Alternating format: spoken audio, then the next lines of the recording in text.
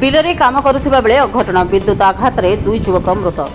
ଜଗତସିଂହପୁର ଜିଲ୍ଲା ସଦର ଥାନା ବେନୁଖଣ୍ଡା ଗ୍ରାମରେ ଅଘଟଣ। ବିଲରେ କାମ କରୁଥିବା ସମୟରେ ବିଦ୍ୟୁତ ଆଘାତରେ ଦୁଇ ଯୁବକଙ୍କ ମୃତ୍ୟୁ। ମୃତକ ଦୁଇ ଜଣ ହେଲେ ଅଜୟ କୁମାର ସାହୁ ଓ ସାଗର ଭୋଇ। ସୂଚନା ଅନୁସାରେ ବିଲରେ ଟ୍ରାକ୍ଟର ଯୋଗେ ହଳ କରି ଫେରୁଥିବା ସମୟରେ ଟ୍ରାକ୍ଟରର ରୋଟର ମାଟି ତଳେ ଲିଫ୍ଟ ଇରିଗେସନ ପମ୍ପକୁ ଯାଇଥିବା ବିଦ୍ୟୁତ ତାର ସଂସ୍ପର୍ଶରେ ଆସିଥିଲା। ଫଳରେ ଦୁଇ ଯୁବକ ବିଦ୍ୟୁତ ଆଘାତରେ ଘଟଣାସ୍ଥଳରେ ପଡ଼ିଯାଇଥିଲେ। ଘଟଣା ଦେଖି ସ୍ଥାନୀୟ ଲୋକେ ବିଦ୍ୟୁତ ସଂଯୋଗ କାଟି ଦୁଇ ଜଣଙ୍କୁ ଉଦ୍ଧାର କରି ଜଗତସିଂହପୁର ସଦର ମେଡିକାଲକୁ ନେଇଥିଲେ। ତେବେ ସେଠାରେ ଡାକ୍ତର ଦୁଇ ଜଣଙ୍କୁ ମୃତ ଘୋଷଣା କରିଥିଲେ। ଘଟଣା ପରେ ଅଞ୍ଚଳରେ ଶୋକର ଛାୟା ଖେଳିଯାଇଥିବା ବେଳେ ବିଦ୍ୟୁତ ବିଭାଗର ଅବହେଳାକୁ ନେଇ ସ୍ଥାନୀୟ ଲୋକେ ଅଭିଯୋଗ କରିଛନ୍ତି। ମୃତକଙ୍କ ପରିବାରକୁ ତୁରନ୍ତ କ୍ଷତିପୂରଣ ପ୍ରଦାନ ସହ ଘଟଣାର ତଦନ୍ତ ଦାବି କରିଛନ୍ତି ଅଞ୍ଚଳବାସୀ। ଜଗତସିଂହପୁରରୁ ଅଶୋକ ରାୟଙ୍କ ସହ ତାପସ ରଥଙ୍କ ରିପୋର୍ଟ, ରିପବ୍ଲିକ ଓଡ଼ିଶା, ସାଧାରଣ ଲୋକଙ୍କ ସ୍ୱର।